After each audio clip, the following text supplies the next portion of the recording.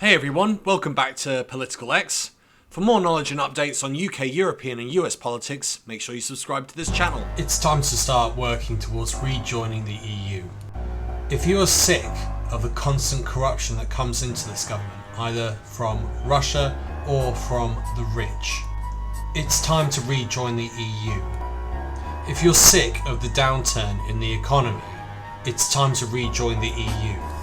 If you want your right to protest, to be treated innocent until proven guilty, to have your rights protected in a codified constitution, it's time to rejoin the EU.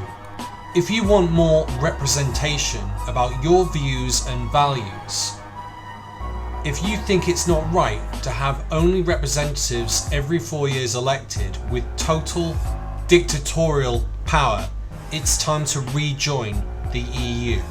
If you want your money spent on doctors and nurses and hospitals instead of a border force that makes no difference on immigration, it's time to start working to rejoin the EU.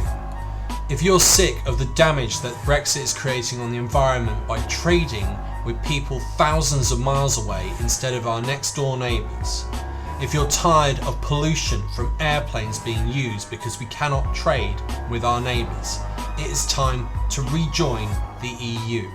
So here are 5 things that you can do right now that's going to start helping us getting back to where we want to be. To start with, identify and expose the adverse consequences of Brexit. Start showing that to people in videos. Start talking to your friends and family about it. Anyone that you know who was all about separating from the European continent.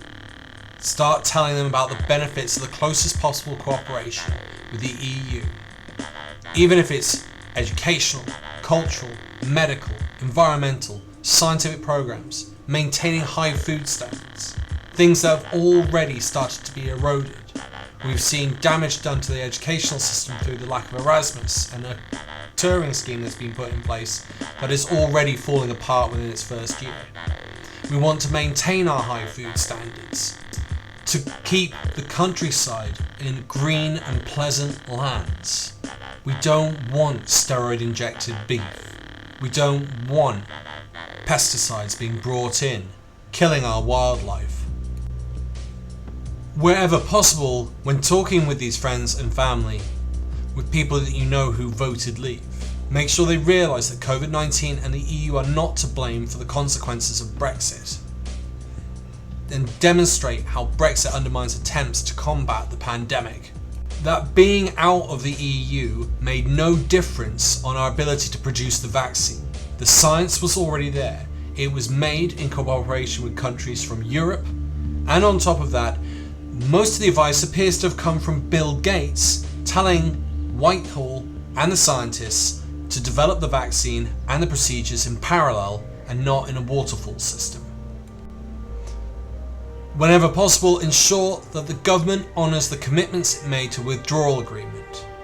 Every time it infringes that, not only does it adversely affect the UK and EU trade relationship, but others as well, including the US. It also damages our relation with Northern Ireland, with Scotland, with our ability to trade across the world.